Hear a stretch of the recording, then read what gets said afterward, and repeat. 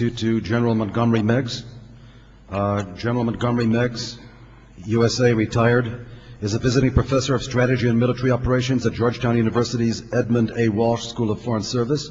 As a faculty member of the Security Studies program, he teaches courses on defense challenges in the 21st century and on American strategic practice. Previously, General Meigs was the director of the Joint Improvised Explosive Device Defeat Organization in the Office of the Secretary of Defense. During a distinguished 35-year career in the United States Army, General Meigs served as commander of the United States Army Europe 1998 to 2002. For the first year of that assignment, he also served as commander of SFOR, NATO's peacekeeping force in Bosnia. He led the 1st Infantry Division in its deployment enforcing the Dayton Treaty in Bosnia. In addition, he was commander of the United States Army Combined Arms Center and commandant of the Army's Staff College. He also commanded the Iron Brigade of the 1st Armored Division in Operation Desert Storm and served as a senior strategic planner for the Joint Staff at the Pentagon 1987 to 1990, with a responsibility for the National War Plan. Among General Meigs' decorations are the Department of Defense's Medal for Distinguished Public Service, the Bronze Star with the V device, and the Purple Heart. General Meigs is a member of the Council on Foreign Relations and a military consultant for NBC News. He has lectured at a number of academic institutions, including the Royal Uniformed Service Institute, the Russian Army's Combined Arms Academy, and the Belfer Center for Science and International Affairs at Harvard University's Kennedy School of Government.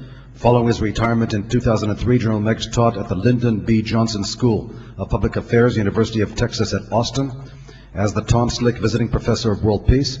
He was later the Louis A. Battle Chair of Business and Government Policy at the Maxwell School of Citizenship and Public Affairs at Syracuse University.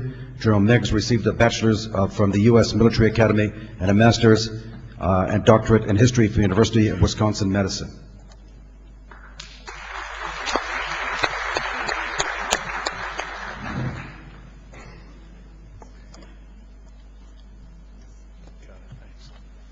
I wish they'd asked for the short biography. This was a short one. That was a short one, my goodness. Someone else must have written the other one then. I'm going to not talk about an aspect of counterterrorism today that is extremely important, and that's what people have nicknamed soft power. I'm going to talk about the cutting edge and some problems we now have with the cutting edge of what we must deal with terrorism. 9/11 was certainly a shock to Americans because it removed our strategic moat, or our understanding of our strategic moat, which for the first 200 years of our existence of a nation served us fairly well.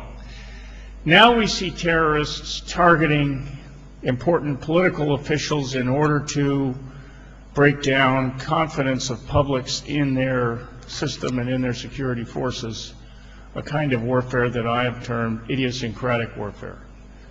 All warfare is by definition asymmetrical.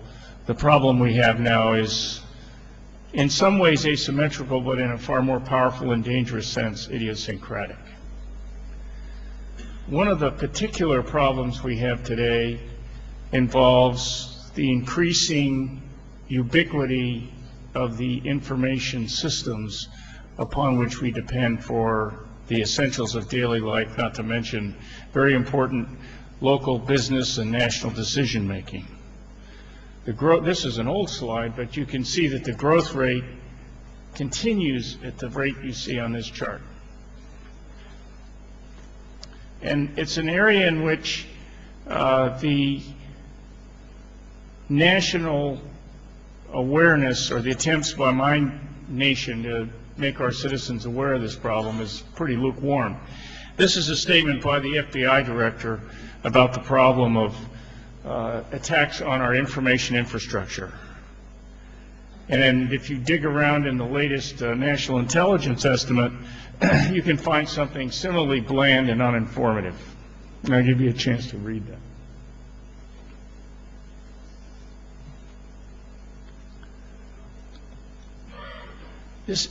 This is a huge problem.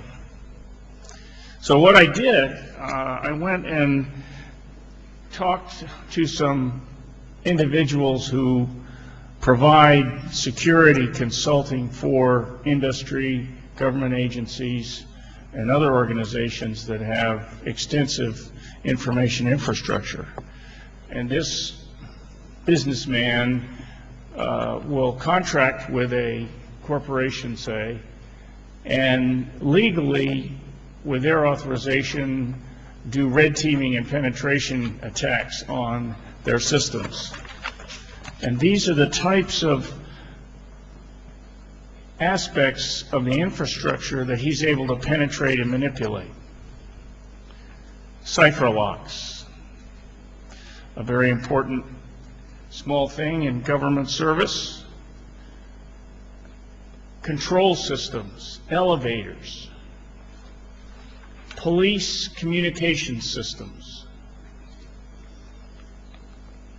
He can get into those things and monkey with them.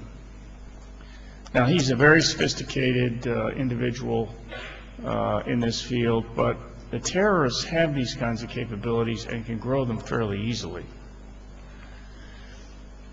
The Computer Security Institute does a survey every year of this kind of problem, and these are a few of the conclusions they came out with in their 2007 survey. The cost of intrusions has doubled. A number of firms can tell you they had a problem, but they don't know what it was. That, to me, is very scary. 1/5 of the people who reported attacks, and only 29% of the people questioned in the survey reported the attacks they received, were targeted. That means a very sustained campaign with a variety of tools to try to penetrate that piece of infrastructure. What I'm suggesting to you here is that there is a new aspect of terrorist capability that, when combined with the traditional kinetic approach, can be very, very difficult. What if on 9/11 the elevators didn't work and the first responder communication systems were rendered ineffective? They rendered themselves ineffective, unfortunately, in New York, because none of the different organizations bought communications equipment which was able to work with the other organizations. But now that that problem's fixed, what if I could stage a terrorist attack, shut down communications, stop elevators, and interrupt the public utility system at the same time? The target being to create an effect by killing people and destroying property, but also to destroy the popular confidence in their security systems, an idiosyncratic approach. That is a new and potentially very dangerous problem.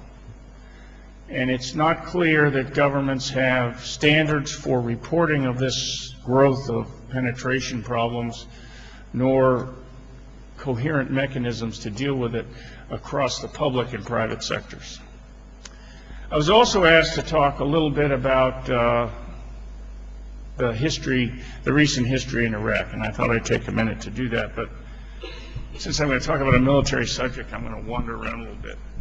Because I learned when I was a soldier that,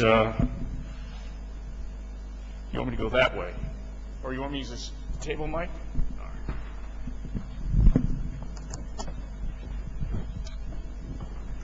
I learned as a soldier that if you can be seen, you can be hit, and if you can be hit, you can be killed. And my corollary to that was always, yes, but if I can move fast enough, I'm a lot harder to hit.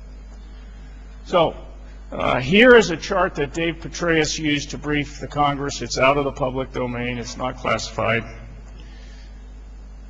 Here are the 4 different types of general categories of attack: mortars and rockets, snipers, IEDs, improvised explosive devices, and attacks against Iraqi infrastructure.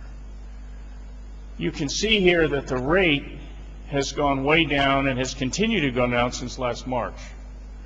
What this doesn't show you is the lethality of these various types of attacks, of which improvised explosive devices are by far the most prevalent and the most lethal. Attacks generally occur in a peak at Ramadan, except this last year, and they have been a response to what I think is perhaps the most powerful indicator of the success of American and coalition forces in Iraq, the exponential increase in tips. Because in this kind of a society, if the opponent sees a citizen talking to a soldier or a Marine, that can cost them their lives. To wit, one particular tip came when an Iraqi came up to a soldier and threw a piece of paper in his face, balled it up, threw it in his face, and left, and said something to him rather uncomplimentary. Soldier picked up the piece of paper, took it to his interpreter, looked at it. It was a very detailed tip with a piece of intelligence on it that became actionable.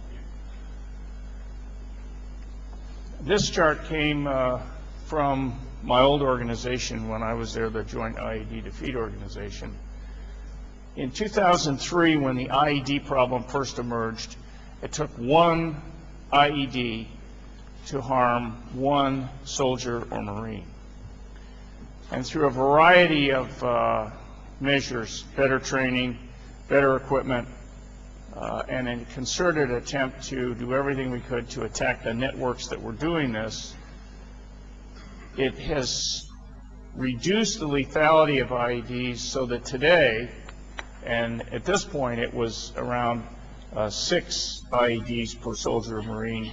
Today you have to set about 8 IEDs to hurt one soldier or Marine. In other words, it's become 6 to 8 times more difficult for an insurgent to have a successful event. And that's taken a lot of work and a lot of national treasure, but it's made a huge difference in terms of casualties and in terms of the casualties' idiosyncratic effect on the way the American public see the war, which is an extremely unpopular war, by the way.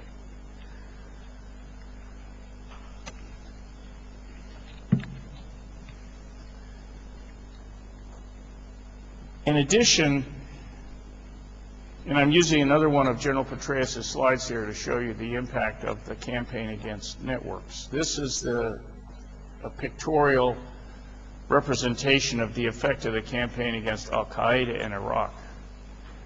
And you can see here, in December of 2008, a tremendous amount of hotspots of incidents and presence of Al-Qaeda in Iraq and Baghdad.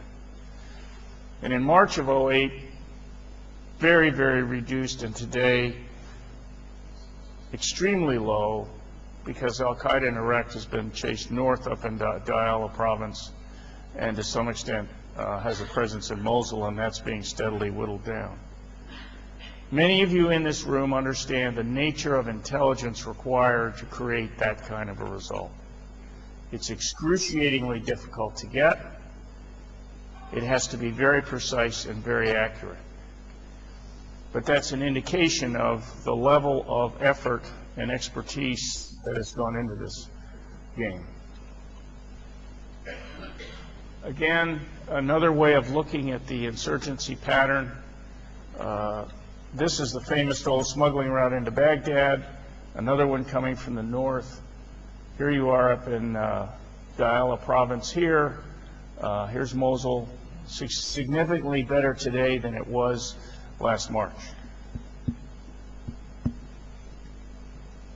The problem is, what are these two figures doing? Are they two Iraqi women taking a picture with their cell phone? Are they two Iraqi men disguised as women doing reconnaissance? How does the soldier know that? And look at the piece of gear they're using to take their pictures. The Iraqi cell phone system is going to be the most modern cell phone system in the world when it's finished. Why? Because all of their communications means were destroyed. They've let out contracts with capable companies. The capable companies are not going to sell them old stuff. What this comes down to is a return to a pattern that I first saw in Bosnia-Herzegovina. And this is a sketch that I drew to try to explain to politicians who came through what we were dealing with. Political power in these kinds of countries is based on 4 elements that you can see here: the military, the Secret Service and paramilitaries, tribe and clan, and organized crime. Organized crime is often an adjunct to intelligence services in these kinds of countries. And factional intelligence organizations will work back and forth through organized crime. You cannot deal with this kind of insurgency, this kind of counterterrorism, with a one-dimensional approach. You have to deal with all 4 of these organizations to destabilize the pyramid to affect political change. And unfortunately, we tend to focus on 1 or 2 of these bases of the pyramid. You have to go after all 4. You have to also go after the element that the pyramid rests on, which is the people. And that's where your soft power and economic aid comes in. The American forces have learned a great deal about this problem. We all have to do better. The other problem that exists, and I really can't go into much detail here because I'm short on time, and I've used a piece of terrain that everybody in this room is very familiar with, but I could have used a picture of my own country with the loss of its strategic moat in the Atlantic and the Pacific. Warning is no longer a function of space. Space does not buy you time. If the terrorist is in your society and ours and UK and Spain and in Denmark, there's no mobilization element here. There's no warning time driven by terrain, which takes away a huge segment of the potential intelligence take and makes preemption a function strictly of actionable intelligence.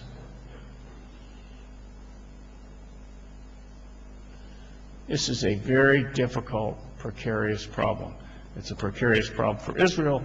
It's a precarious problem for the United Kingdom. It's a precarious problem even for the United States.